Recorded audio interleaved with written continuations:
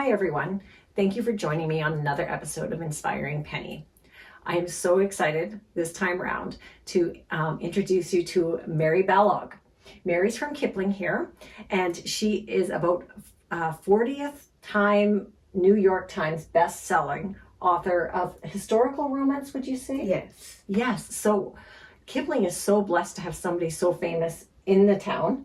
And I just wanted to take a few moments to get to know her.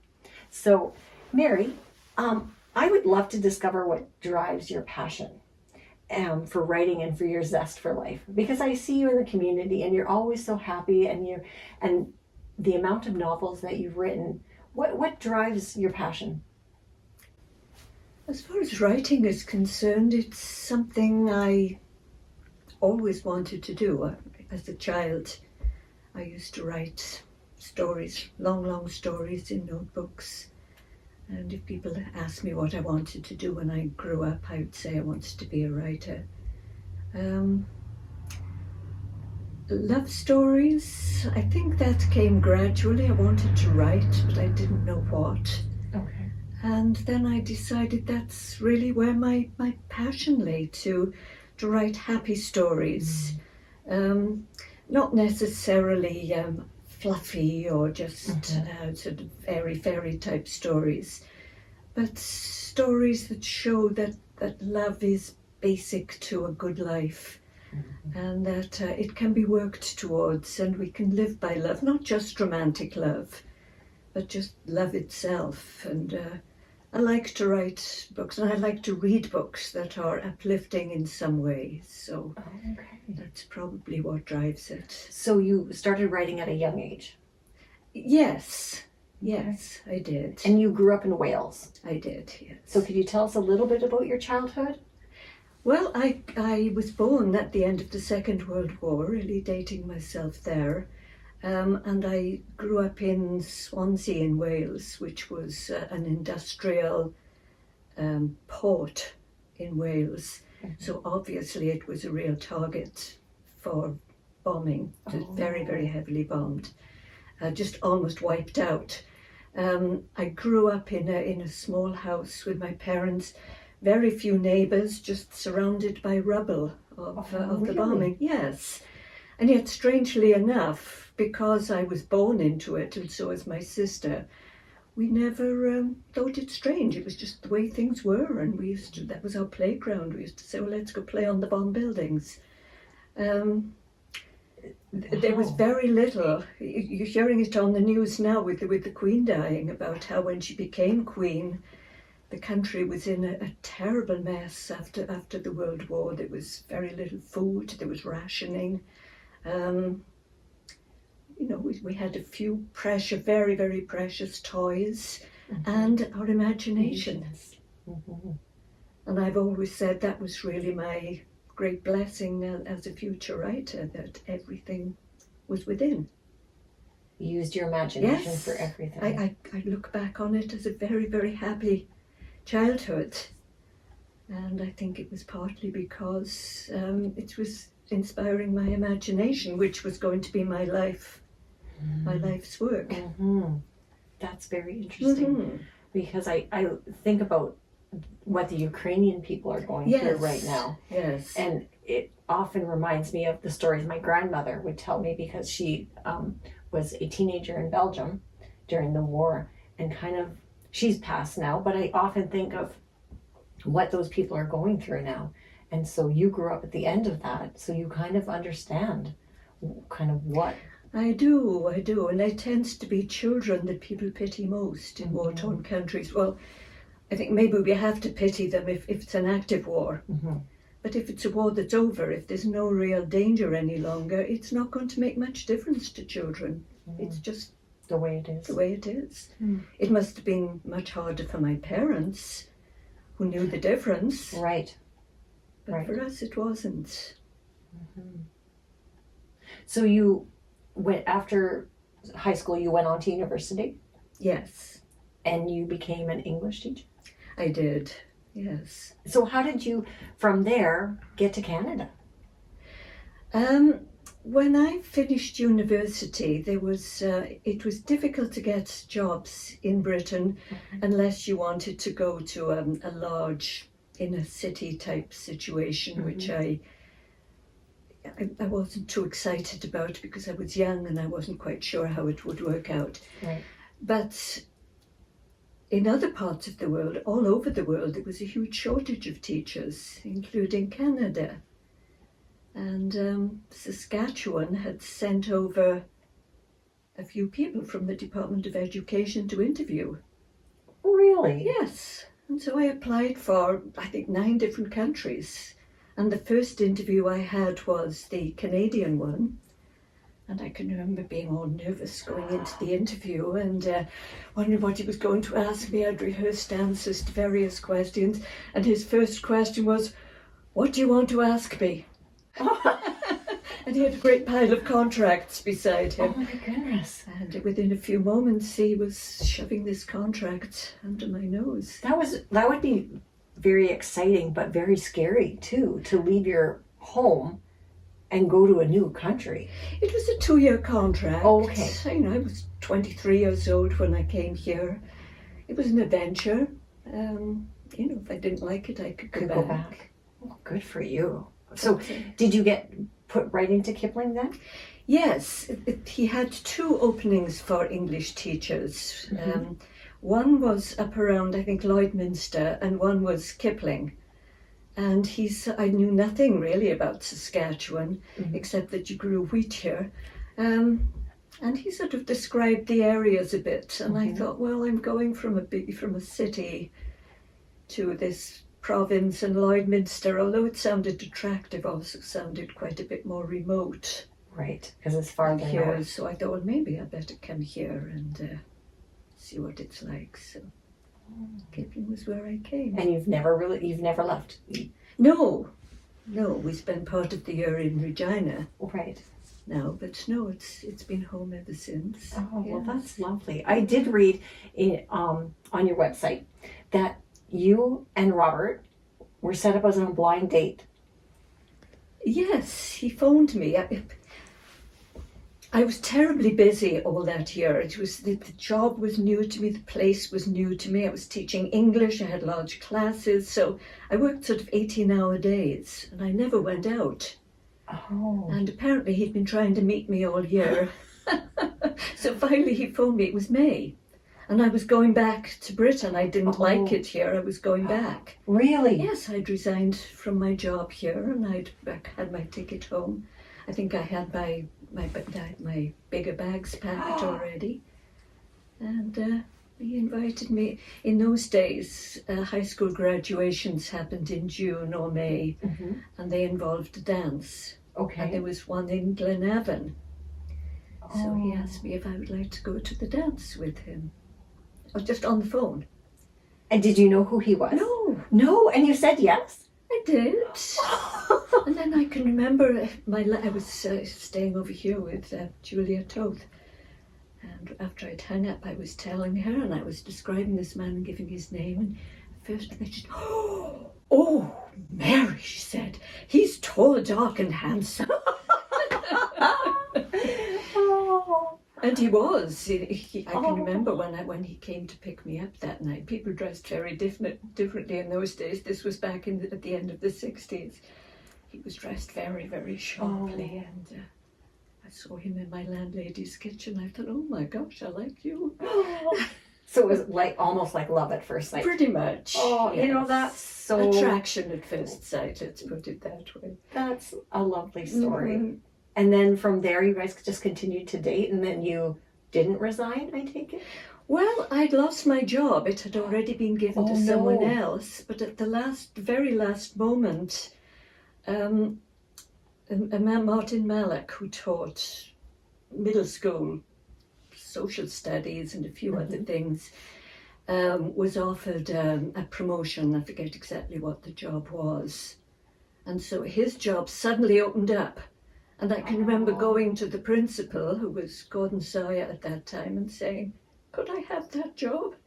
I want to stay." Oh. it reads like a bit like a fairy tale. It does. Yes. That's a wonderful story. So I came back. I went home for the summer Right? and came back, and we were married the next summer. Wow. And you've raised your children here. Yes. And you have 4 children? Three children. 3 children. 5 grands and 4 great grands. That's probably what I was thinking. and counting, I believe, probably. Oh, that's Well, lovely. not nothing on the way, but Right. younger grandchildren Mhm. who Mhm. probably will have. And if I am correct, that they're all kind of in the art scene in one way or another. In like Jackie's a writer, your other children are in the music industry. They all kind of have an artistic flair. Yes, they do. Mm-hmm. So you must be very proud of that. Yeah. Oh, yes. It's nice to see them doing something different. To find their own place of belonging. Mm-hmm. And find their passion of life. Right? Yes, Because yes. that's what I always strive for my boys. You don't just have to pick the ordinary jobs. Find what makes you happy inside, and that's what's going to guide you, right? Yes, Yeah. yes. Well, that's lovely. Yeah. It's funny, on your website you stated that wanting to be an author is a dream, wanting to be a teacher is a practical goal. What advice would you have to give anybody who was wanting to start writing? Because there's people I know that say, I have this idea for writing a book, but I'm scared. I hear that all the time. Mm-hmm. And the only advice I ever give people is write. Mm-hmm.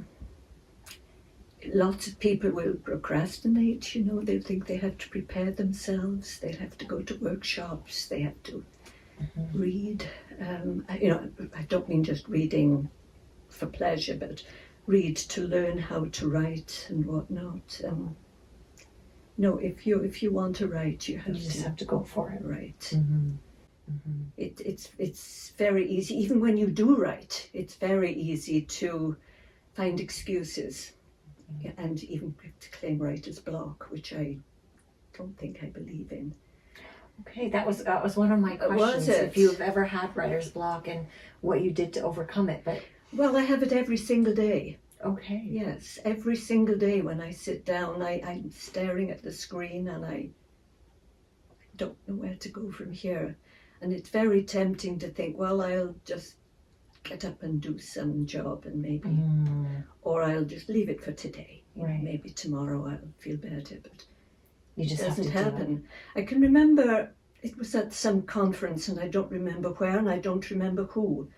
But the advice given in one session I attended was that if you sit down to write and you're completely blocked, you don't know what to write anyway. It sounds absolutely absurd. Mm-hmm. But it does work. I don't need to do it very often, but sometimes I think, oh, well, here goes. And I start writing. And usually within a line or a sentence or two, I think, oh, this is nonsense. I should have started this way and this way. Erase that and then away I go.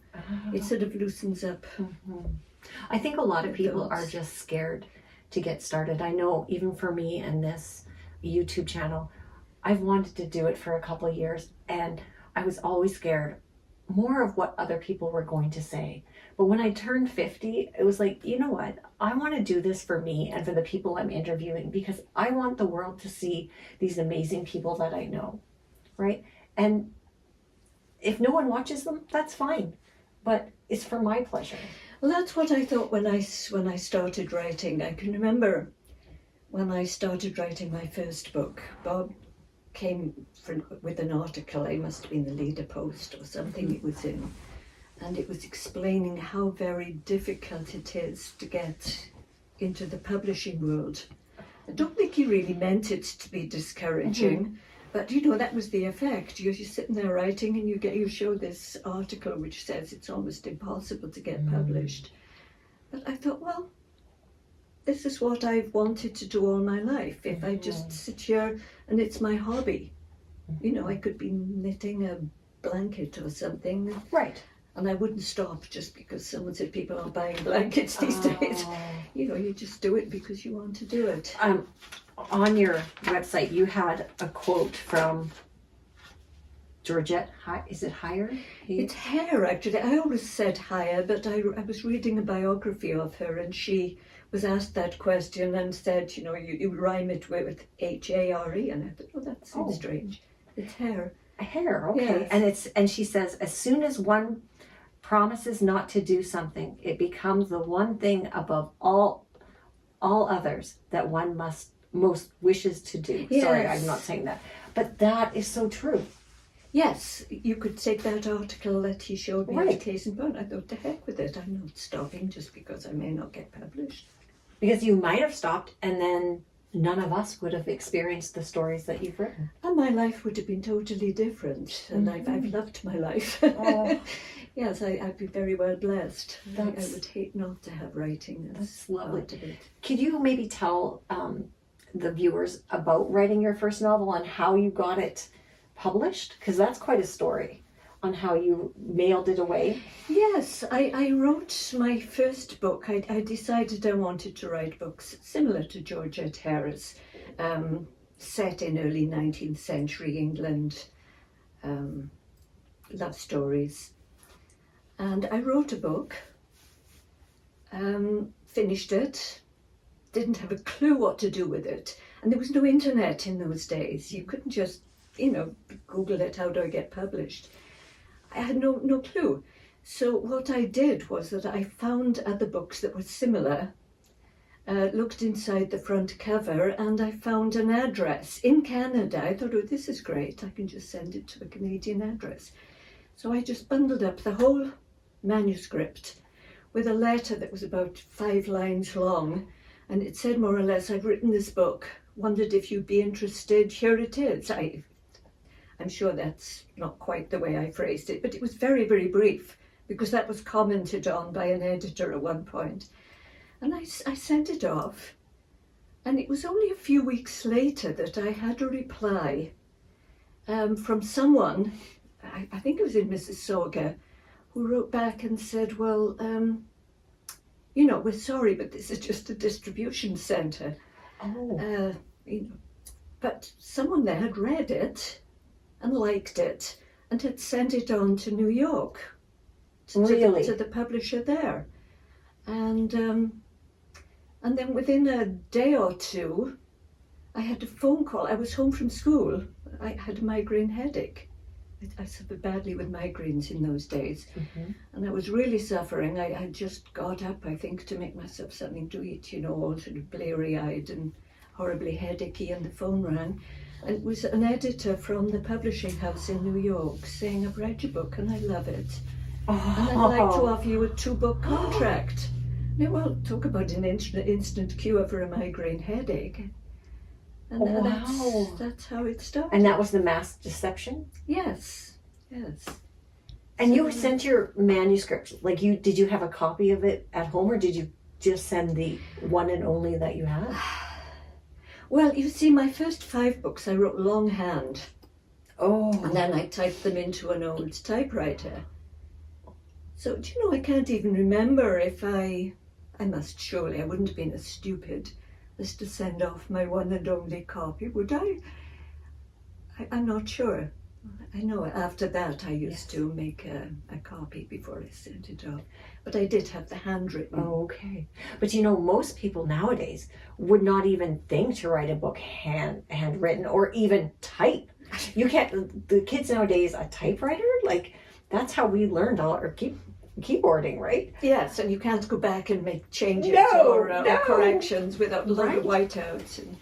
So when did you go from a typewriter to a laptop or a computer? Well, I'd written 5 books, so I started writing it was first published. No, I started writing in 1983. That's when I wrote A Masked Deception. Mm-hmm. So I wrote 5 books, so it must have been 85 or 86 when I finally got a real old dinosaur of an all-in-one computer. It wasn't a laptop.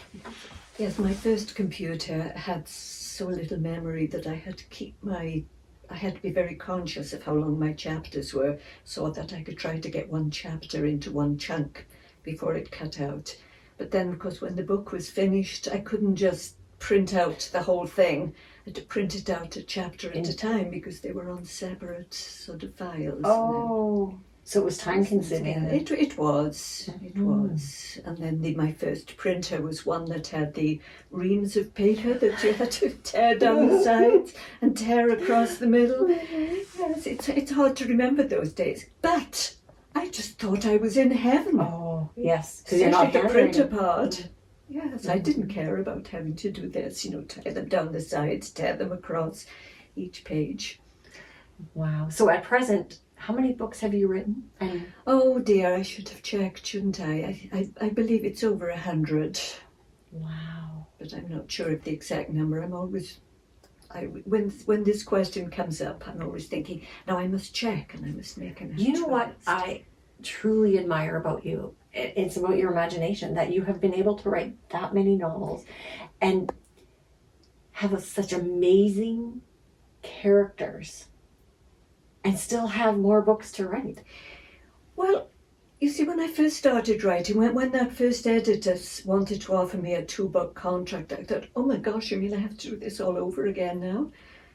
But like a lot of skills, the more you use it and practice it, the more it's, proliferates. I can always come up with a new story. And the thing is, I'm not really thinking of new stories, but I'm thinking of new people, because everyone's different. Mm-hmm. And if you write stories that are character driven, you're never going to write the same one twice, because you put them in a certain situation, get them acting and reacting, and they're different. Even if I've got characters that are maybe similar to other ones, right, they're not the same. So do you keep notes? Because I do know that you have a lot of different characters and they all have such amazing and distinctive personalities. So when you are thinking, when you're writing a book and when you're thinking of a different character for a different book, do you jot it down and said, oh, this is what this person's going to be like? Or are you able to leave it and then come back to that? You mean characters who've been in other books? No, ones that you want to put in future books. I'm sorry. So say in a book that you're writing about, okay, how am I going to say this? A man, and then he has a set of sisters. And you just dabble into those sisters a little bit. Are you able to set that aside, those sisters aside, or does your mind start telling you what their stories would be? Well, this is where series come from, and I like writing series. I have a lot of characters in a book, and I'm concentrating on, because they love stories, I'm concentrating on one couple for this book, but I can come back and write stories for all these other ones. And I have to make sure I've got basic facts written down so that when I write these other stories, they're the same people. Okay. Basic characteristics, and obviously the way they look. And because you do a very, very good job on that. Well, that's good, but I don't make many notes. No, hey, you just from memory. Yes. That is truly, truly incredible. I have lists of character names and place names, and that's about it. And their ages, I have to make a note of their ages so that in future books they carry on. Correct ages. I actually have, there is a Mary Balogh fan club on Facebook, which I will include the link to in our comments. But I put out to your fan club some of the questions that they would love to ask you. Oh. So, a question from Jill. How do you organize yourself when you write a book? And how much time do you commit each day? I write in the mornings, 7 days a week. Wow. I try to write 2,000 words a day, which is about half a chapter. I usually get started about 9. I try to fool myself into saying I started at 8:30. It's usually 9 by the time I'm actually there and ready to go. And I'm usually finished about 12:30. I don't write 2,000 words every day. I write 100,000 word books, so I should be finished in 50 days if I wrote 2,000 a day. It actually takes me about 4 months to write a book. Okay. But every so often and quite frequently I have to stop. I just have a feeling, feel a little bit out of touch, or if something isn't quite right and I'm not sure what it is, and then I have to go right back and read through and adjust and whatnot.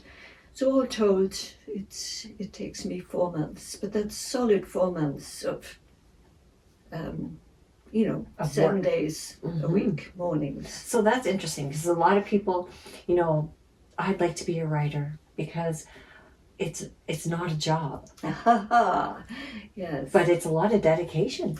It is. It's dedication because it's solitary, because nobody else can help you. It's you're working on your own. You have to have, or at least I have to have, a great deal of discipline to do this. I can't just, as I said earlier, I can't just decide, I don't know what to write today, I'll just take the day off. No, I sit there until I get started and do my quota. It is hard work. Yes, the aim is to make the book seem seamless and easy reading, and I know when a book is published, the very day it's published, I'm hearing from people who've already read it, and I think it took me 4 months to write and you've read it in 3 or 4 hours. But that's what I aim for. I want it to be easy, I want it to flow, I want people to not want to put it down, and that doesn't come easily. No. It may read easily, and so the impression you give is that it writes easily. Right. But it's not necessarily so. I mean, I love doing it. I can tell. But that doesn't mean that it's not hard work. It is. Very cool.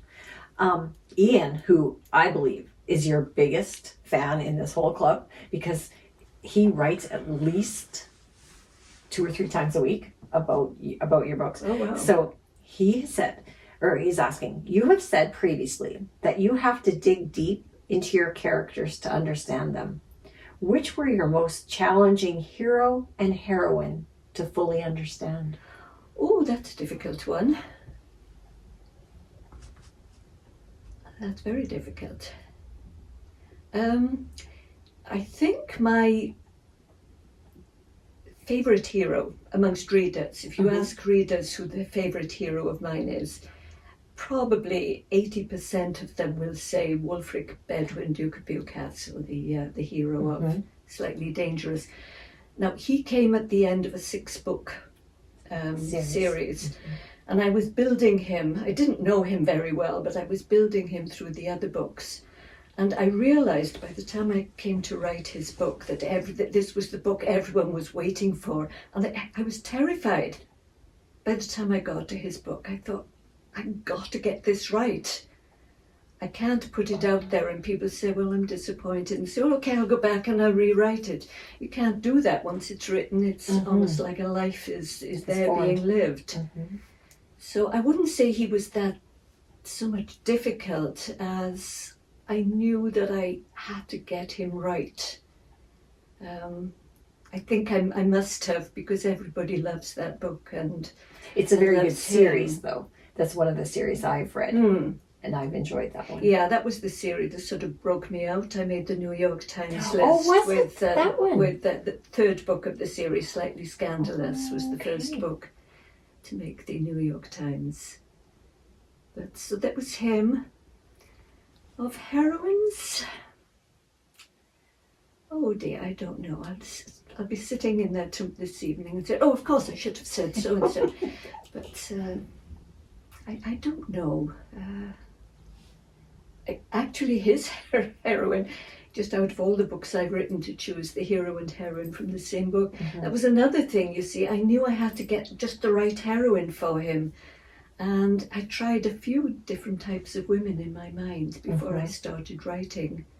And none of them seemed quite right. And I don't know where she popped up from. But I know other times when I've had difficulty, I've got one of the characters and I'm trying to create the other character for them before I get started. And often if I find it difficult, I ask myself, okay, who's the very most unlikely type of person that would attract him or her, whichever it happens to be. And so finally I think that's what I did. And, Christine was so obviously totally wrong for him in every imaginable way that I knew, okay, she's the one. Right. And then I can have great fun then. So how do you know when you're done a series? Well, usually I do sort of frame it out ahead of time. Oh, do you? Okay. Yes, like with that, it was a family of 6. Okay. Actually, I created them as sort of unpleasant, rather villainous characters in the book A Summer to Remember, that family, but they tried to take over that book. It was larger than life. And so, finally I had to make this bargain with them, you stay down there in this book and I'll give you your own books. And there were 6 of them, so that was a 6-part series. And that's surprising because when you talk about, they're alive. Like they're really... Oh, they are. Yes, they're hard to control. I mean, obviously you have to, you're the writer, you're the creator, but right. No, they... So just if you close your eyes, can you actually see them? Like what you imagine exactly what they would look like? I'm not a terribly visual person. Okay. I don't watch movies. I don't like television or movie adaptations of books, with very, very few exceptions. I'm tempted to say, well, yes, of course I can visualize these characters, but I actually try to do it. It's not quite there. Okay.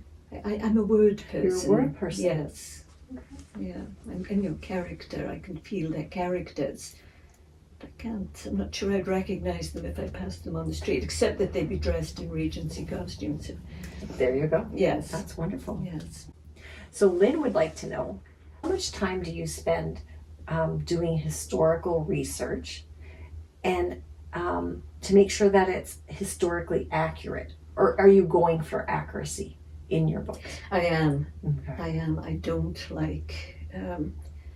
it tends to be a modern trend that people write historical novels, but they have no concept of historical accuracy. They don't seem to think it's important. Well, it's not important. Why are you writing historical literature? Write something contemporary. I don't do that much research now because most of my books are in the same historical era, so I know it on, like the back of my hand. But sometimes, if my characters are going off to the Napoleonic Wars, if they're going to the Battle of Waterloo, for example, I may have to read to brush up my knowledge. I can remember the first time I wrote a book set, around the Battle of Waterloo. I knew every shot that was fired in that battle. I just knew it. You only use a fraction in the book itself because you're writing a romance. Right. But I still feel I have to know it all so that it's authentic, it's believable, it's real. So I will do bits of research if I need to, but on the whole, I don't need to do very much now.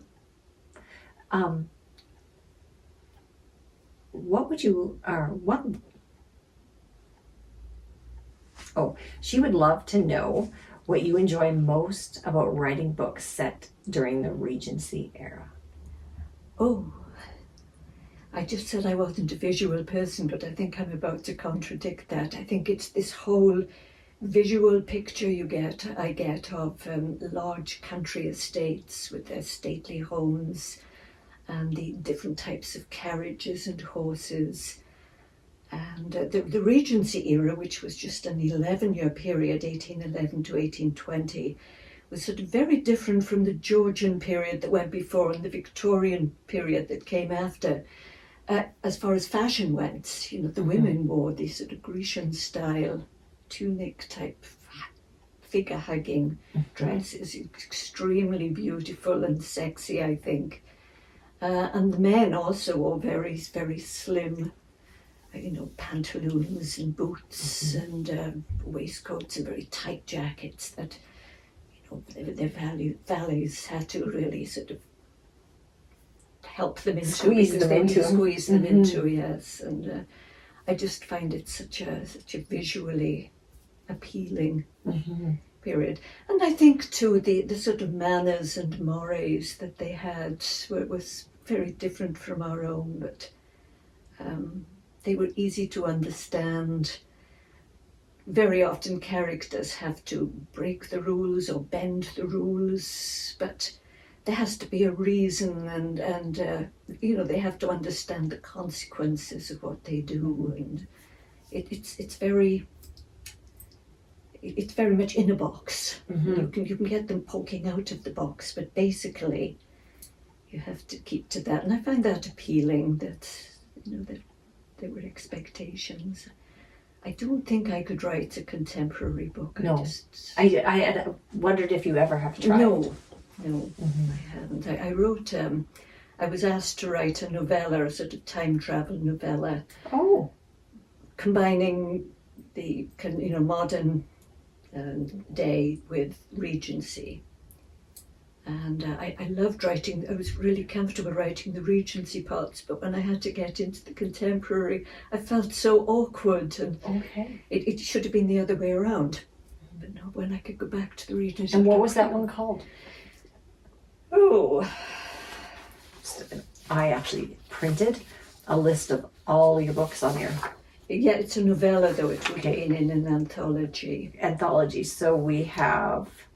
The Alum, would it have been called? So we believe it's the novella of No Ordinary Love. Yes, No Ordinary Love is the title of the anthology, and then there are 4 or 5 novellas within there. Okay. I think it's called The Heirloom, although I wouldn't swear to it. Okay. And you had just mentioned to me that you have written some Halloween novels. Yes, In there. paranormal. Yes. And I find that very interesting. I did not know that, so I'm going to check out. Are those at the local library in Kipling? I'm not sure. Okay. And those anthologies listed there would be just on Kindle, just ebook. Oh, okay. Because they were originally in anthologies with other authors. Right. But by now we've got the rights back from them and put them together in anthologies of just my stories. Okay, I'll have to check And it the out. books are way out of print. Mhm. Whether there are some at the Kipling Library, I don't know. Yes, I don't know. I'd have to look tomorrow. I'm actually on the board of the Kipling Library, and you had kindly donated a lot of your novels to the library. And as a board member, that is so special. I mean, I just recently went on the board, but as soon as they told me that, that is just one of the kindest things that you could do for our community, because it's probably way out of date. I should probably bring them up to date. We would love that. But it's just very nice to have a section of our own Mary Balogh there. So Teresa would like to know, how have you seen the romance genre or its authors change over time? Or have you seen it change over time? Well, I mentioned one earlier that there seems to be a great deal less care, I think, about writing things that are authentic. I don't know if that's a general trend. I will say that I don't read much romance. Okay. And I think it's partly because it's what I do for a living all the time, so I like to read something different. So what kind of books do you read? Anything and everything. Do you? I read a lot of mystery, and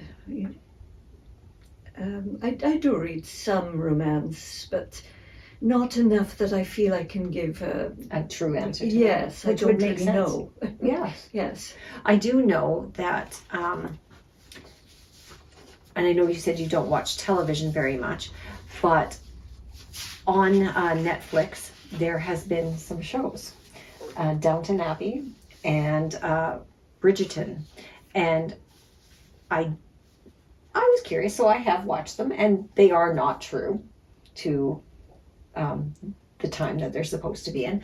So I do see where, if this is what people are after, that authors may change their way of writing, which some will say is good and some will say it's bad. But it is a different, I do see that it's becoming a little more popular, that time period.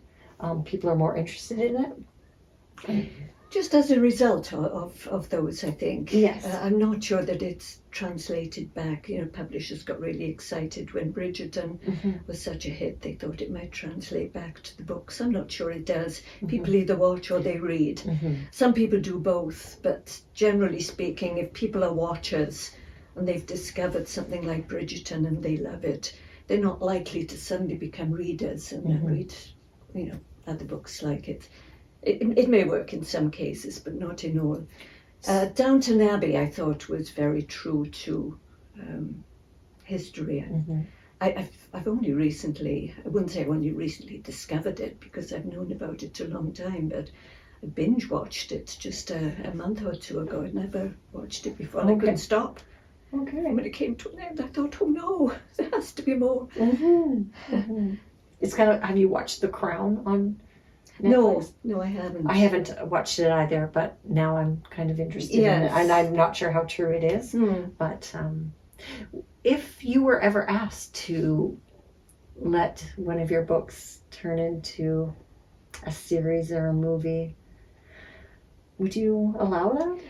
Oh, I don't know. Yes. I don't know. I mean, the temptation to reach a larger audience and to actually see a visual of what I've created would be tempting, but I know that everything would be changed so much.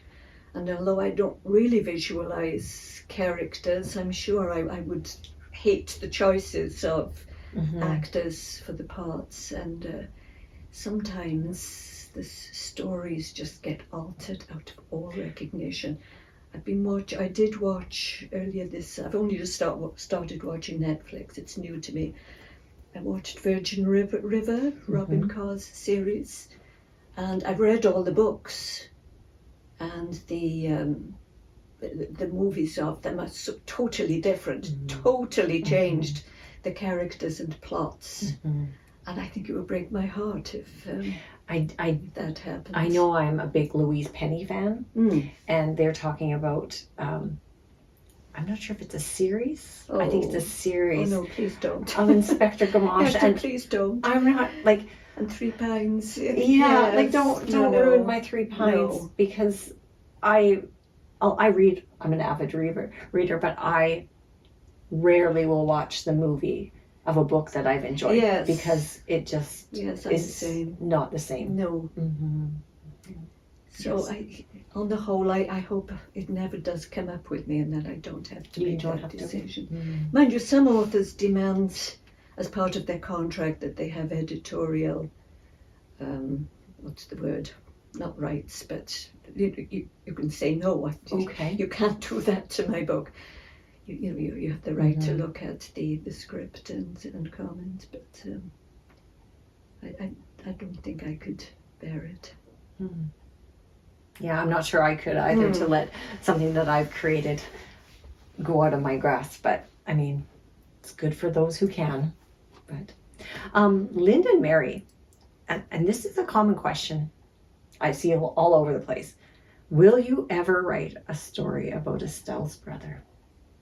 Oh, yes, he was sort of tagged on to the end of the Westcott series. Right. And I was asked to write a new series starting immediately and decided I would do it, but I sort of had to let him go. His twin sister had her story, but he didn't. But I was working out dates after I started writing the new series. I was starting to work out the dates, the ages of the Ravenswood characters, and then working out Bertrand's age. And two of them are going to be sort of similar ages at a certain point. So I'm hoping to write his story as part of this new... So they'll... Yes. Well, that's exciting. And maybe in the final book of the series, I can bring the two series together, the Westcott and the Ravenswood. Well, I think you have series. made a lot of people happy, because when I am researching, that is like one of the number one questions. So Well, you see, I've just finished writing book 3 of the Ravenswood series. Okay. And he appears in that book, book 3, and he actually sort of meets the character that I'm hoping to pair him up with. Oh, that is So exciting. readers will, get that point, I think, as soon as they read that book. Well, so your new book that is just coming out is the Remember Love? Yes. Okay. Do you want to tell us a little bit about it? Because this one actually I'm quite excited about reading. All right, it is out. Oh, it is out. Yes. Okay. Yes, I'll be giving away copies at the library tomorrow. Yes, so we're having a Kipling Trade Day, and I am going to do another episode on why we have a Kipling Trade Day, because Kipling has the world's largest red paperclip. But Mary has graciously offered to come to the library and give away copies of her new book. I'm hoping they're signed too. Oh yes, they will be signed. So Yes. do you mind telling us a little bit about it? The new series is again going to be, I think, 7 parts. So it's again a family. Okay. It begins with the eldest, he's not actually the eldest legitimate son of the family. There's another older son who's not legitimate. It's the first third of the book is very happy. They're a perfect family living in a perfect neighborhood, perfect things go on, and it just seems that everything is going to gel. And the hero and heroine finally, sort of get together. And I just want the readers to think, well, what's the rest of the book going to be about? But suddenly something happens that completely everything crashes. And he is banished from home, and he goes off to fight in the Peninsular Wars, the Napoleonic Wars. And he's gone for 6 years. In the meantime, his father dies, and he comes back as the Earl, the head of the family, feeling very aggrieved and bitter the way he was treated, feeling he can no longer love his family, although he'll come back and do his duty. And in the course of the rest of the book, obviously, he learns to remember love. Oh. That's where the title comes from. But the rest of the series then will deal with the other members of the family and how their perspective on what happened and how it affected them and how they can work their way out of it. That sounds very lovely and very romantic. Well, I hope so, yes. So there are 4 brothers, 2 sisters, and the mother. The surviving mother will have her story. Really? Yes. I like writing books about older characters. It's different. Yes. So which will she be your last novel, or the mother? Of the series? Yes. No, I'm writing hers next. So Okay. she'll be right in the middle. I've written 3. And then will come her, and there'll be 3 more to come. Well, no wonder you have to write 7 days a week to get 7 novels out. How long have you given yourself to get these? Well, I'm writing 1 a year now, so I just have Okay. to hope that I live long enough to finish the Oh. series. It's not a given. No, but it's lovely. Oh, it's so exciting. Well, especially since I hope to end up with Bertrand and one of the sisters. So one of my questions was, because I'm an avid reader, who is your favorite author? Do you have one? I think I would have to say Georgette Heyer. I could give you a long list of authors I love, especially if I had a bit of time to really organise my thoughts. And I'd miss out someone really important that I would think of afterwards. You mentioned Louise Penny. I love Louise Penny books. But I think Georgette Heyer is my go-to. If I get into a reading slump, it doesn't happen often, but it does sometimes, and it's horrible. I can't find a book that I really want to read. And then I just get I've got all of her books on my Kindle. I just pick up one of hers and Go start back to reading. one. Fine. Mhm. Yeah. Do you find that you reread books then often? Oh, yes. Yeah, so I'm I- a rereader. Mhm. Yes, definitely. I often buy the book and then have the audiobook as well, right? Because sometimes you get a different take on the story, a different view. I'm sure you do. I can't do audios. Well, with My my mind wanders. when I work and I drive a lot, Yes. so I will often listen to a story as Yes. because the news is No. not happy. No, So stay away from it. I may as well listen to something that I'm enjoying. Mhm. So I do spend a lot of time Alright. that way. So, yeah. So, Mary, I just want to thank you for spending time with me. This has been a real pleasure for me just to it's get to know Pleasure you. for me too. And for all of you, I'm going to put Mary's website in the comments. Please go and have a look. And and you do have a place that people can write little Yes, things there. Facebook. Yeah. Yes. So, please, if you liked our episode, please like and subscribe. Why I'm doing this is I just want to show you, the world, my passion for people, places, and things, that bring me joy. Because right now in the world, it's kind of an unhappy place right now. So I just want to lift everybody's spirits. So thanks everybody for joining us. And thanks again, Mary. Thank you very much. And have a great day. Bye. Bye.